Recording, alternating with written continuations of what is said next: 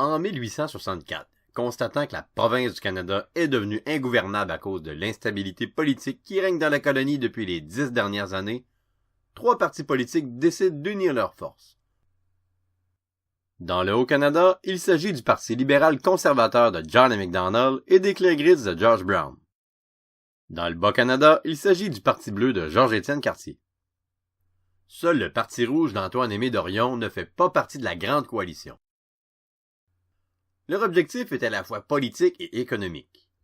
Au plan politique, ils veulent réunir la province du Canada avec les autres colonies britanniques d'Amérique du Nord dans le but de régler le problème d'instabilité politique de la province du Canada.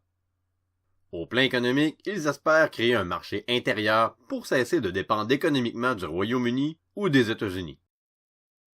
La crainte d'une éventuelle invasion américaine n'est pas non plus étrangère à ce désir d'unir les colonies, surtout dans le contexte de la guerre de sécession aux États-Unis et de la volonté de la métropole que les colonies se défendent par elles-mêmes.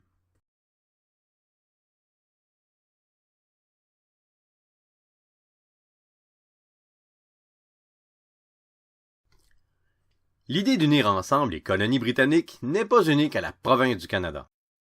Le Nouveau-Brunswick, la Nouvelle-Écosse, l'île du Prince-Édouard et aussi Terre-Neuve envisagent de se regrouper dès 1864. Celles-ci sont soutenues par la métropole britannique qui est de moins en moins intéressée à ces colonies. C'est à Charlottetown que celles-ci se réunissent en septembre 1864. Les délégués de Terre-Neuve ne pourront s'y rendre, mais bien qu'ils n'étaient pas invités, ceux de la province du Canada y seront présents afin de convaincre les colonies maritimes du bien fondé de leur projet. Très festive, cette conférence sera le théâtre de bien des discussions, mais elle se solde plutôt par l'idée de la nécessité d'une union fédérale, dont les détails seront discutés lors d'une prochaine conférence. En fait, une union fédérale ou une fédération consiste à unir des États ou, dans ce cas-ci, des colonies, tout en conservant des gouvernements qui gèrent les affaires locales. On dit alors qu'il y a un partage des pouvoirs ou ce qu'on appelle en termes politiques de compétences entre les deux paliers de gouvernement.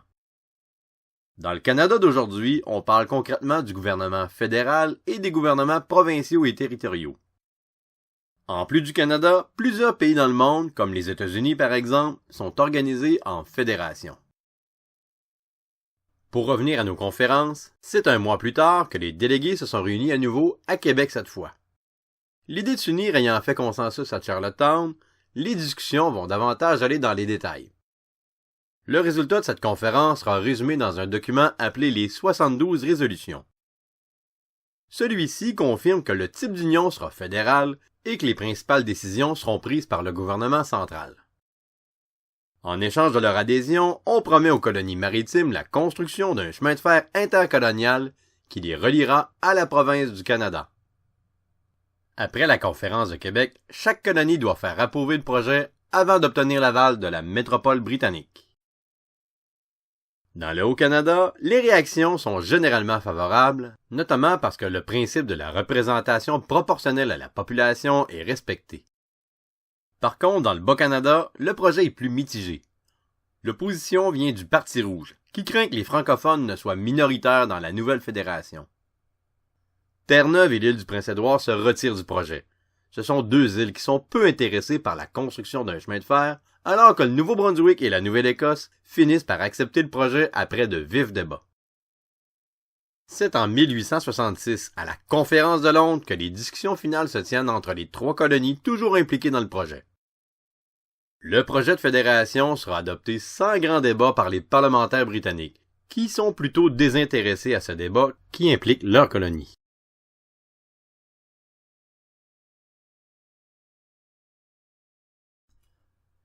C'est donc le 1er juillet 1867 qu'entre en vigueur l'Acte de l'Amérique du Nord britannique, la Constitution qui est le fruit de ces 3 conférences.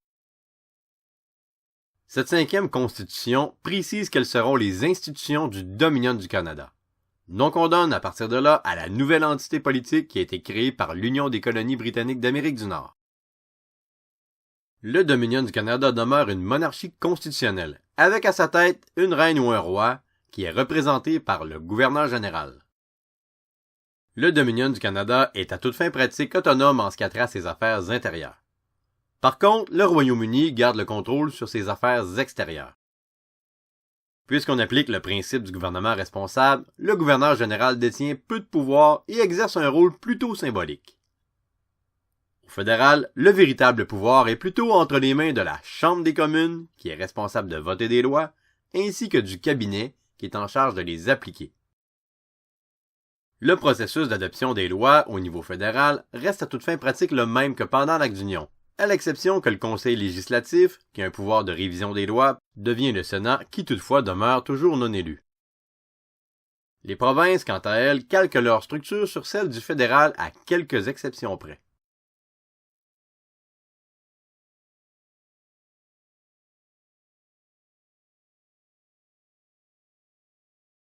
En 1867, le Dominion du Canada est constitué de 4 provinces: l'Ontario, le Québec, le Nouveau-Brunswick et la Nouvelle-Écosse.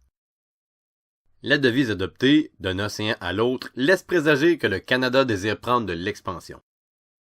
En fait, le Dominion du Canada fera d'abord l'acquisition de la terre de Rupert afin d'agrandir son territoire dès 1869, ce qui mènera rapidement à la création du Manitoba un an plus tard. En 1871, la promesse faite par le Dominion à la Colombie-Britannique de construire un chemin de fer transcontinental convainc la colonie du Pacifique de se joindre à la Confédération. En 1873, l'île du Prince-Édouard, qui avait résisté jusque-là, accepte de joindre à la jeune fédération à la condition que ses dettes soient remboursées et d'être liée au Dominion avec un traversier. Au début du 20e siècle, en 1905, c'est au tour de l'Alberta et la Saskatchewan d'être créés suite au peuplement des territoires du Nord-Ouest. Après la guerre, en 1949, Terre-Neuve est la 10e province à se joindre au Canada après un vote de la population.